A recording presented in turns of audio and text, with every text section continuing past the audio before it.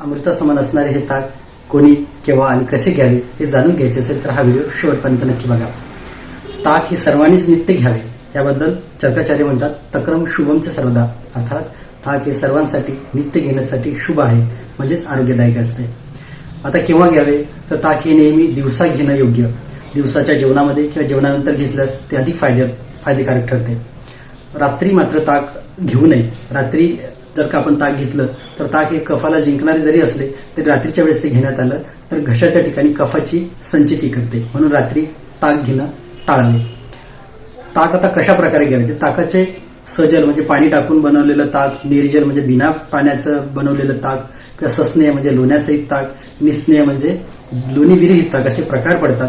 तर कोणत्या व्यक्तीने कोणत्या आजारानुसार, कोणत्या अवस्थेनुसार कोणत्या प्रकारचे ताक घ्यावे हे जर का जाणून घ्यायचे असेल तर आपण आपल्या नजीकच्या वैद्याकडे जाऊन त्यांच्या सल्ल्यानुसार ते घ्यावे. तरी सुद्धा सामान्यतः वातदोषाच्या प्राधान्यामध्ये सैंधव मीठयुक्त ताक घेणं योग्य राहील. पित्त दोषांचं प्राधान्य असेल तर शर्करायुक्त म्हणजे साखर किंवा खडी साखर मिश्रित करून घेतलेलं ताक योग्य राहील. कफदोषाच्या प्राधान्यामध्ये आपण सुंठ, मिरे, पिंपळी, सौरचल हे टाकून घेणं योग्य राहील.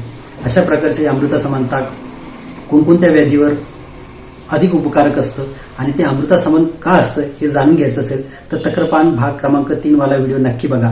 तुम्हाला हा व्हिडिओ आवडला असेल तर लाईक आणि शेअर करायला विसरू नका आणि असेच नवनवीन व्हिडिओ ऐकण्यासाठी, बघण्यासाठी आमच्या चॅनलला सबस्क्राईब करा.